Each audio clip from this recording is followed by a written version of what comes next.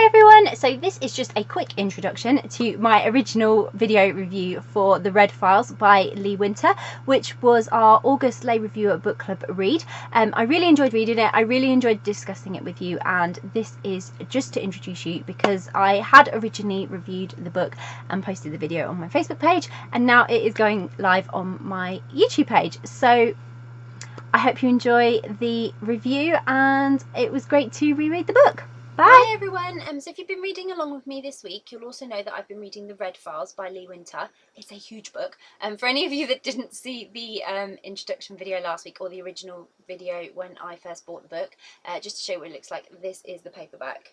Like I say, it's a hefty read.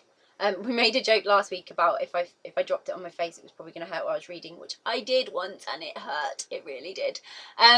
But it's an amazing book. If you want to check out my Goodreads review, it's just a little bit further down the page. I've just posted that.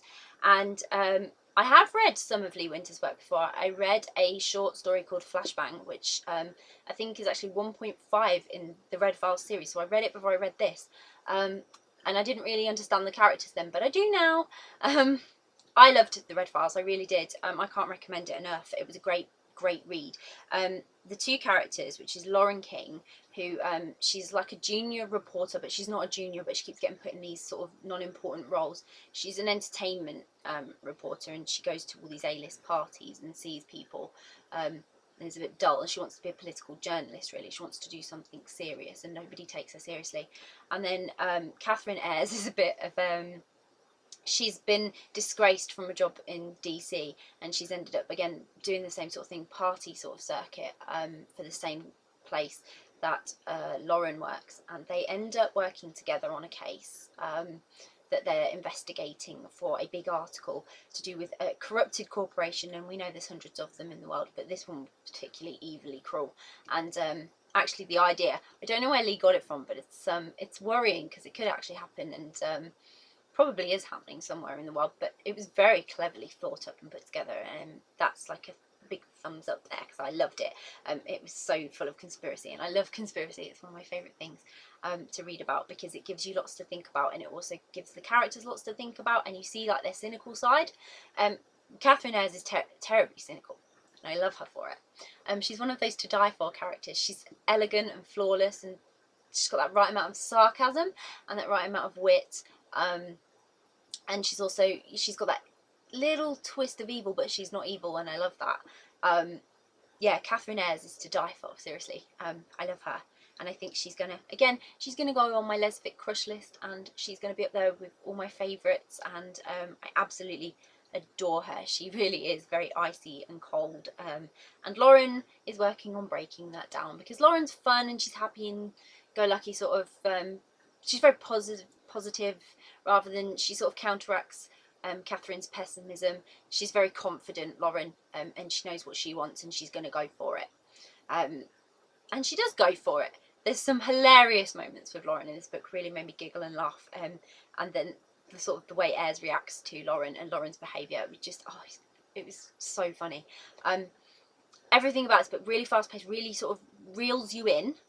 They were very long chapters, so sometimes I found myself thinking, oh, what's going on a little bit, but it all became very clear in the end. But that's the whole point of this. It's like mysterious, so it's supposed to get you thinking, is that right? I don't know. Oh, I can't remember. Oh, what was that? And it's meant to do that for you, which it did. There was lots of contradiction in there because you've got some characters who are, you know, in on the act, and some that aren't. You've got some great secondary characters in here as well who add to the story. Without them, there perhaps wouldn't be so many funny moments. Joshua is definitely one of those, and Tad's in there. Tad's a good one as well for just Tad doesn't even really say that much, but he's in there, and it's things that cause tension and conflict between Lauren and Catherine Ayres, and that's what you need. Between your two main characters, that's what you need. You need some sort of sticking block to keep them. And I didn't think Catherine was going to give in, but she did in the end as well. She did sort of let her walls down a little bit and allow Lauren in. So it was nice to see her as a character develop, because it could have been very easy just to keep her mean and cruel. But she is still mean and cruel. Don't worry. Lee's not taking that away from you. She's still there. She's still her mean, cruel self, even at the end. She's just softened. So I'm looking forward to reading more, because I have Under Your Skin from Ilva Publishing as an ARC, which is the follow-up to The Red Files, which is why I was reading it this week.